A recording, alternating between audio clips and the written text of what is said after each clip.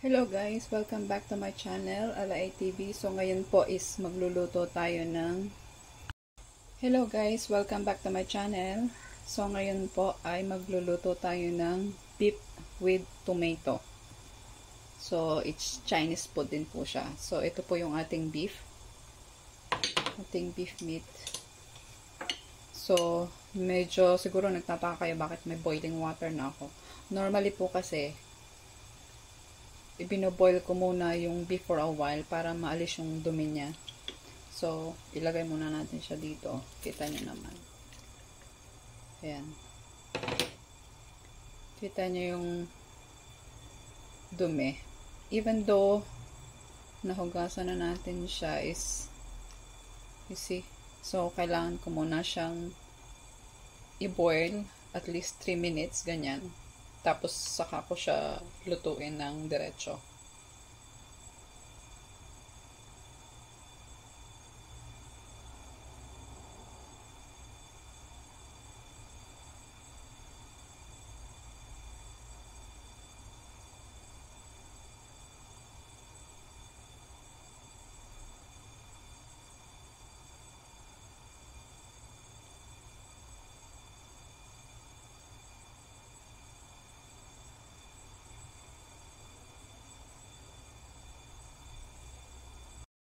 So guys, ito na po siya.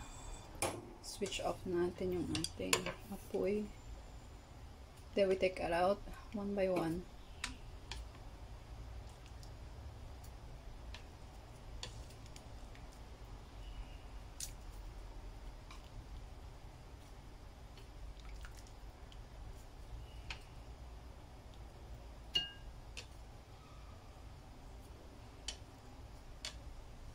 Kita nyo naman guys, yung dumi oh. So kung hindi natin siya i-boil for a while, mag-stuck naman siya dun sa sauce niya mamaya.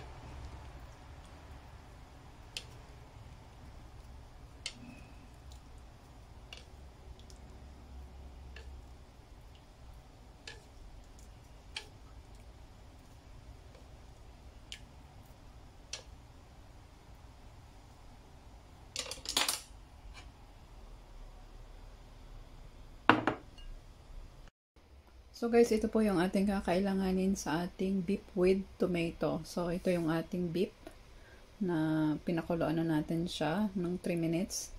Then yung ating garlic, onion, tomato. And yung tomato po is make sure na aalisin natin yung balat.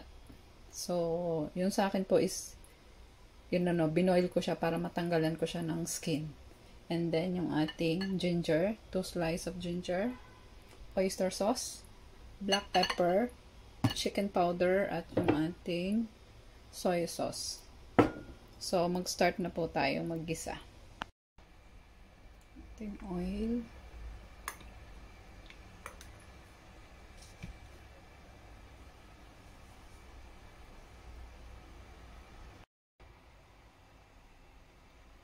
Ating ginger.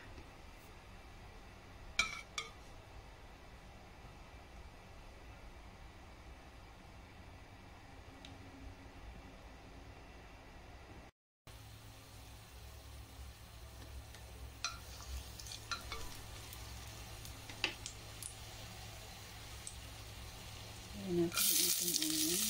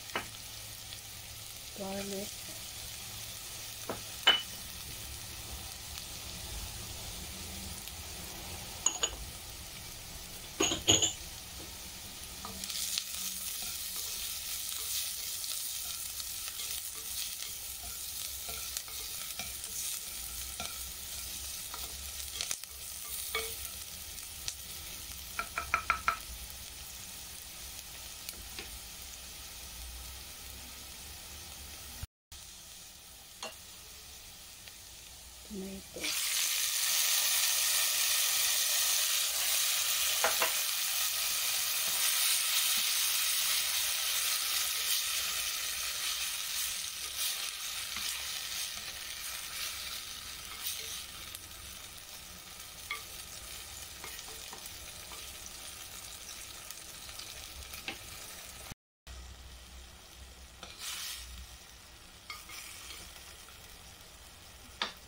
Then, ilagay po natin yung ating beef. Ayan siya.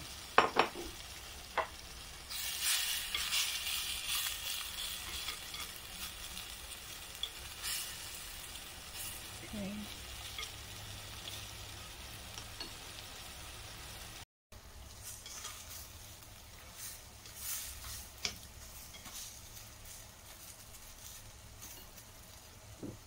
Yung ating soy sauce.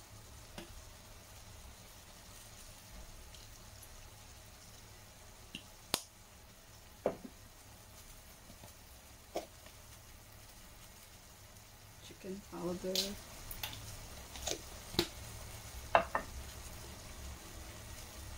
Black pepper.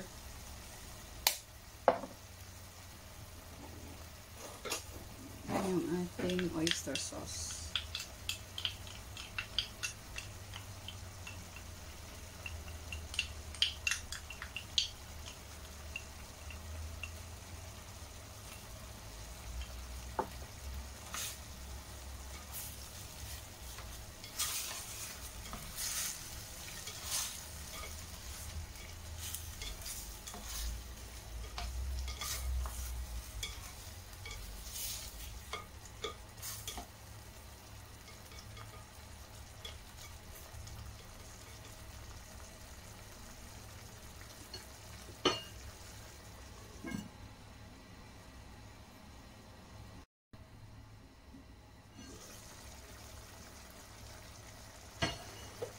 Then, lagyan po natin siya ng 2 cups of water. Ayan. Tapos, i-slow boil natin siya ng, slow cook natin siya ng at least 1 hour and 20 minutes, something like that.